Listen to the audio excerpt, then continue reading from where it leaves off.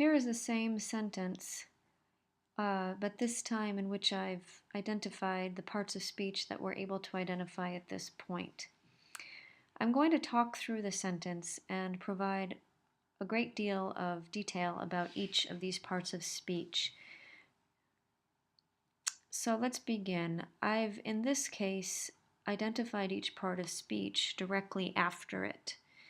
And again, we've identified in this sentence and in this set of exercises, we will identify the nouns, pronouns, and adjectives. And then we will also do what we can or try to identify the adverbs and verbs, which we've not yet discussed much and about which there is a great deal more to say, especially about the verbs. So I recommend that you either write the name of the part of speech directly after the word. Specifically, if you prefer typing, you could also write the name of the part of speech above the word. And then I'll say some more about that in a moment. At the end of the week, I'll be sending you handwritten answer sheets that I'm going to scan and then upload to Blackboard. I prefer myself to write the answers above the word and then to use arrows to draw, to label words that are being identified. And I'll explain what I mean as I go through. So let's go to a concrete example. Let's go to the first word in this sentence. And again, I'm providing a great deal of detail. Some of this will seem quite easy and obvious, and some of it's probably more detail than you're used to being asked to provide. So the first word that we can identify. The here is an adjective. That's what the AJ abbreviation stands for. I realize it's obvious. The abbreviations are obvious, but I want to just say what they are. So we have adjective.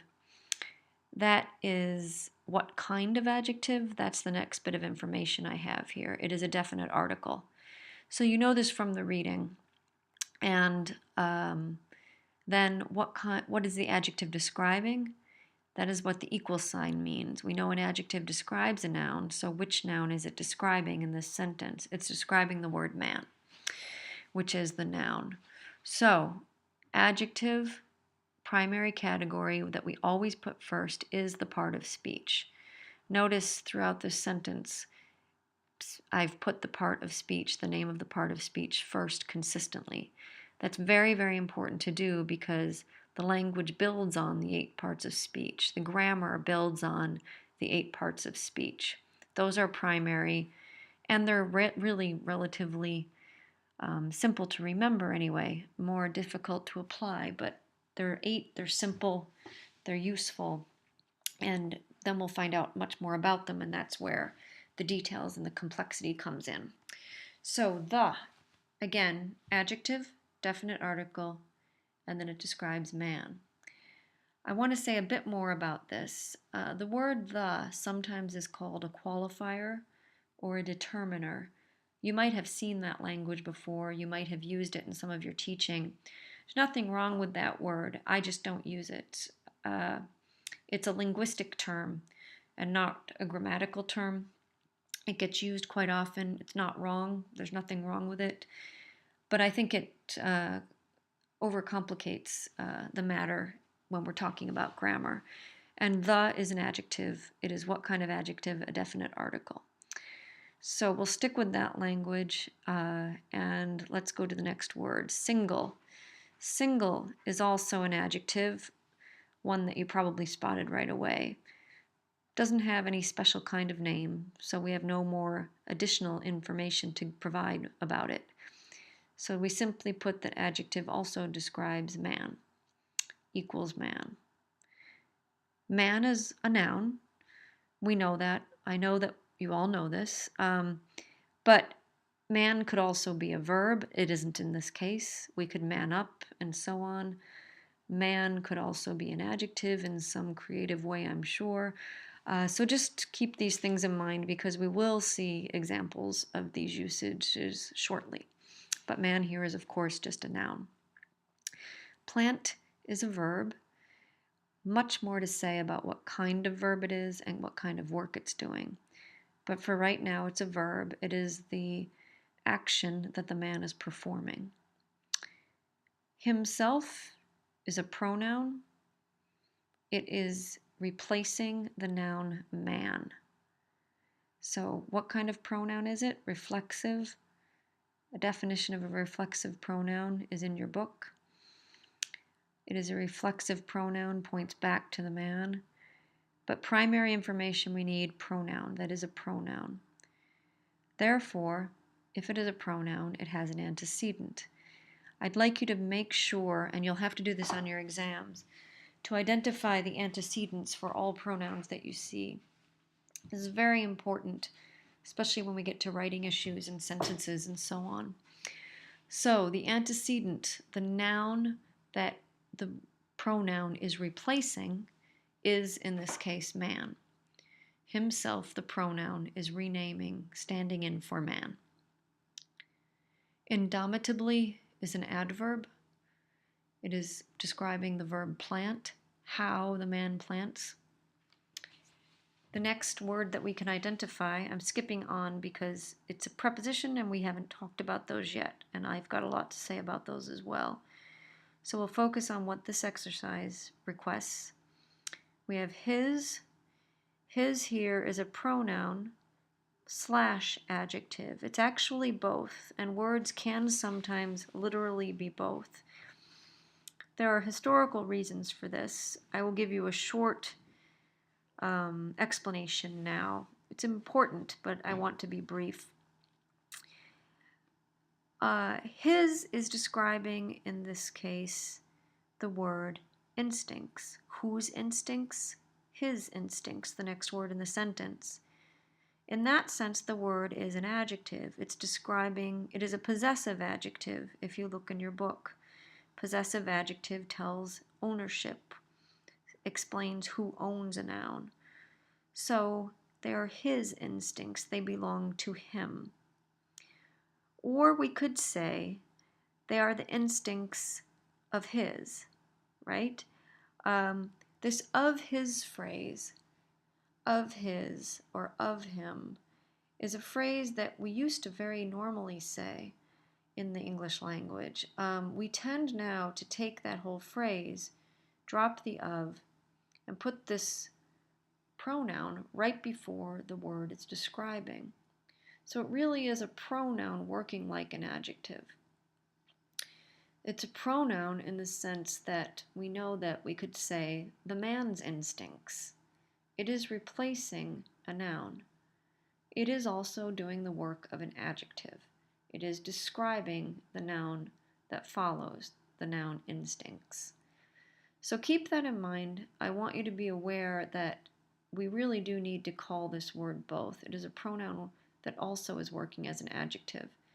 We'll see many other examples of types of words that can work as both, that really, they're not either or, they really are performing both functions. Sorry to go on about that, but that's important, and we'll see many such examples. Next word, instincts. Instincts is a noun. Next word, the, which we've already described above. Adjective, what kind of adjective? Definite article. In this case, describing what? World. The world, some particular world, our world, not any old world anywhere. Huge is an adjective describing world.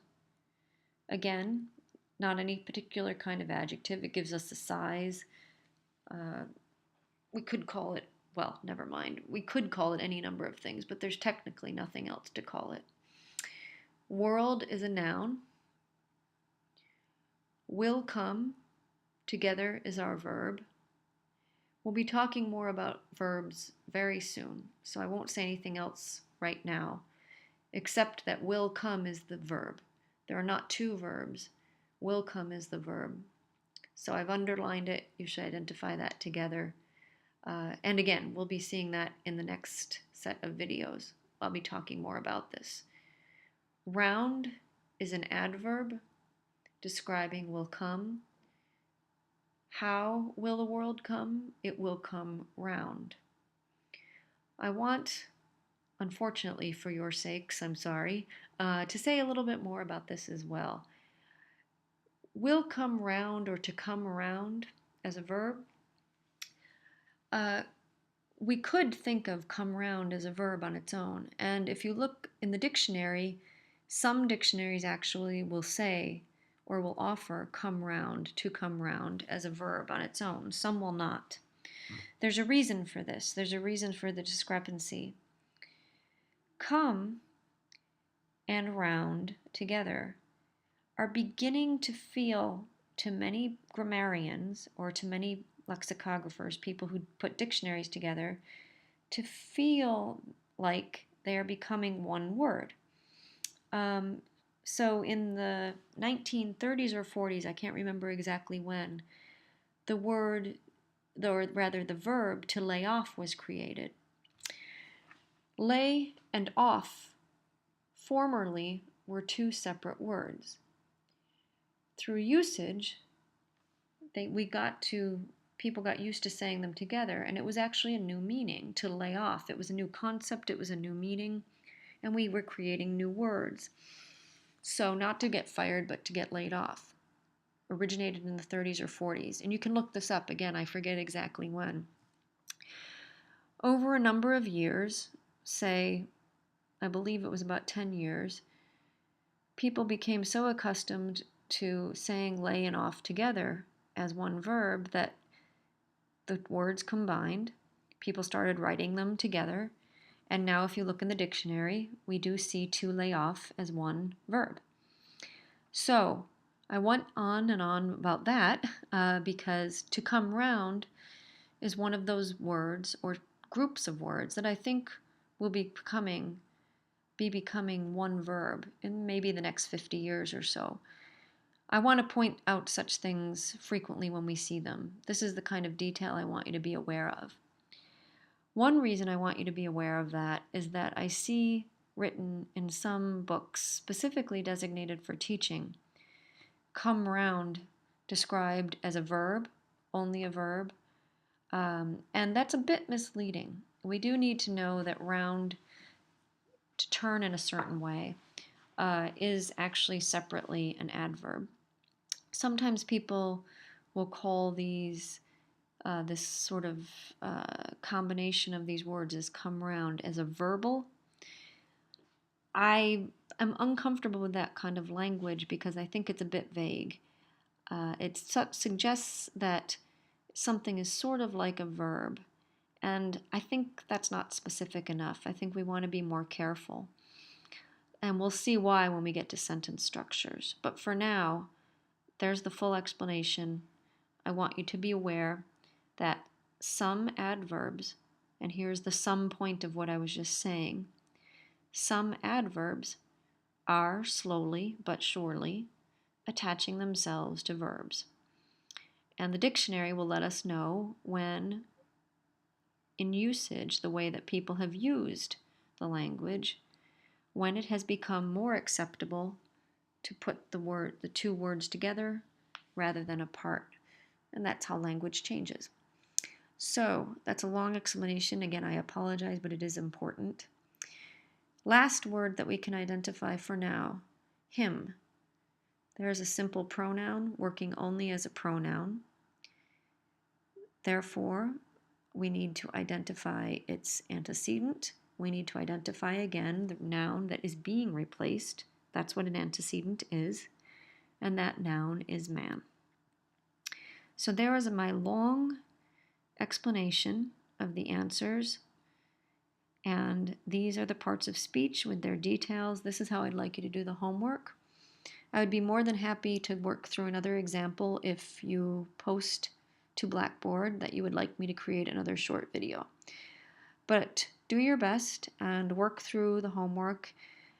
I recommend strongly that when you receive my answer sheets on Thursday, that you spend the weekend working through the exercises again.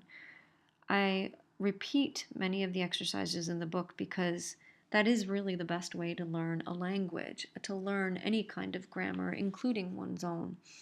And it's the way that worked best for me learning languages. Repetition, repetition, repetition, recognition of patterns, becoming familiar with patterns, and so on.